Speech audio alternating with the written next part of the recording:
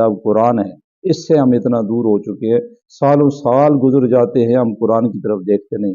خواجہ معین الدین چشتی اجمیری رحمۃ اللہ علیہ، نام تو سنا ہوگا نا آپ، اجمیر شریف والے، ان کا یہ معمول ہوتا تھا ہر روز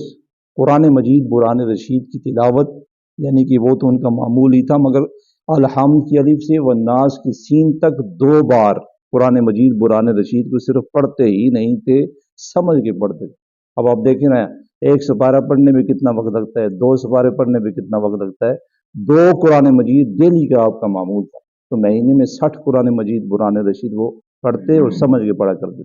آج ہم قوالی تو بڑے شوق سے سنتے ہیں اور جھومتے ہیں، مگر یہ وہ جو چیز وہ کرتے تھے قرآن کے ساتھ جو ان کی محبت تھی، اس کی طرف بھی ہمیں آنا چاہیے۔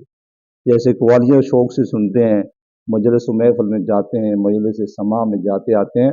اسی طرح جس طرح وہ قرآن سے ان کا شوق تھا، قرآن مجید قرآن رشید کو وہ پڑھا کرتے تھے، اس طرف بھی ہمیں راغب ہونا چاہیے۔ سالوں سال گزر جاتے ہیں، ممکن نہیں کہ قرآن کے اگر رکوع بھی سمجھ کے پڑھنے کا ہمیں موقع ملے یا ہمیں شوق میسر آئے، تو یہ ساری وہ چیزیں ہیں جو اللہ کے ولی اور اللہ رب العالمین کے برگزیدہ لوگوں کا ایک شغل رہا۔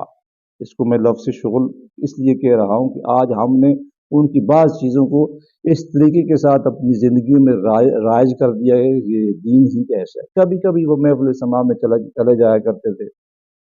محفل سما